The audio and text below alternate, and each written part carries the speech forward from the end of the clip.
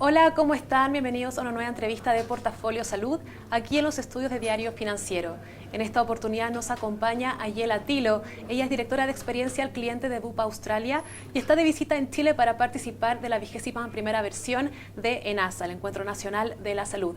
Está acá con nosotros para compartir acerca del exitoso modelo de salud australiano, un modelo mixto que combina de forma bastante estrecha el sistema de salud pública con el privado.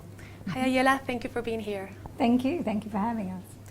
Can you please explain us what are the main characteristics of the Australian healthcare system and its main strengths? Sure. So we have a universal public health system. So every Australian resident or citizen is entitled to free public health care. So that's a system that is a mix of public hospitals that are funded by the national government and the state governments. So when you go to a public hospital, you get free care. No out-of-pockets for the care that you need, but you don't get any choice. And we also have a system called Medicare that is like a public insurance, and it pays for medical expenses, both ambulatory and in hospital. And then we have a pharmaceutical benefit scheme that subsidises pharmacy or medications, outpatient and in hospital. So that's on the public side, and on the private side we have the choice as individual Australians. We can choose to take out additional insurance as private health insurance, but we still can be treated in the public system if we choose, or we can use our health insurance. So what are the main strengths? I think the main strength is our mixed public-private system. How has Australia developed this model in which the public health system is universally available and at the same time it's strongly supported by the private health insurance? Yeah. So how did you get there? Yeah, right. So I think one of the key things to remember is that private health insurance was in Australia way before the public health system was. So the private health insurance was started in the 1930s, I think, in Australia by a bunch of doctors who saw that people were struggling to pay for healthcare, so they set up these mutuals or funds with members who could then get assistance to help them. So private health insurance has been around for a long time. Public or universally available health for all Australians didn't come around until the mid-70s, following a left-wing government, and then right-wing and then the return of another left-wing government, because kind of got abolished in between by a right-wing government. So private health insurance has been in Australia for a really long time. So I think that is part of the reason why it has grown that way. But then by the mid-90s, there was a spiral going on, and a lot of people were dropping out of private health insurance. So it had been quite high, and it was starting to get to about 30% of the population, mostly because people were finding it quite expensive. At the time, the government realised the value of private health, because for everyone who chooses to take out private health insurance, they are in effect reducing the burden on the public system while still continuing to pay their tax and therefore fund the public system. So they started introducing incentives to encourage people to take up and maintain their private health insurance. In Chile, there's a big division between both sectors. 80% of the population is part of the public health system, and the 20% is part of the private sector. What lessons could our healthcare system learn from the Australian experience, and why is it convenient to partner between the private and the public sector? I think getting that balance right, and maybe looking at what incentives you could do to encourage the innovation and the efficiency that you've got in the private sector.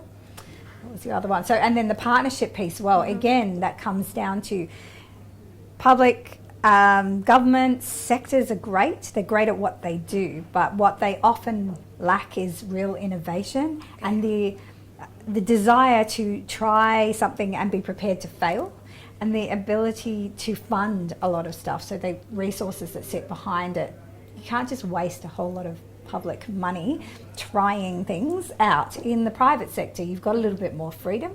So I think the partnership opportunities that we've seen in Australia are how can we bring our resources, brains, innovation, different thinking to help to address the same problems, because we're a funder, government's a funder, we've got the same issues: chronic disease, ageing population, rising costs of health. So how do we work together to address those problems. Perfect. And you mentioned that problem of the rise of the costs of health. I was going to ask you, how is the Australian system facing that problem? And also, what are the challenges to have a high quality system that is also financially sustainable? Yeah, it's difficult. Every government in just everywhere throughout the world, no matter what kind of system they're running, no matter what level of development they're at, is facing the very same issues.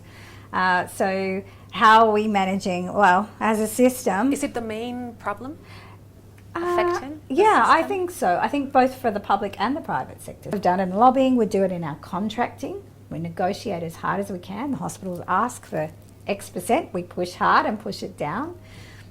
So we've got that's what we call our smart purchasing.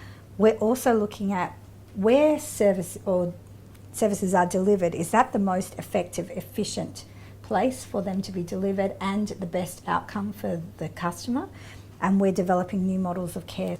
And what we're doing with those savings is passing them straight through to the consumer with a lower premium increase next year. What is the relevance and the impact of health programs developed by Bupa Australia, such as the COACH program designed to prevent chronic diseases? What is it about and how does it impact on people? Okay, so COACH, we have been working for a number of years in identifying that we would like to help our customers with chronic diseases to manage their condition better.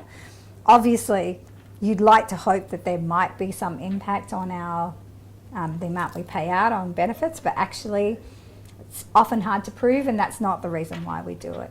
So the COACH program was actually developed by a university and another institute in Australia. It's licensed to Bupa, but it's also licensed to other health insurers as well as to the public system.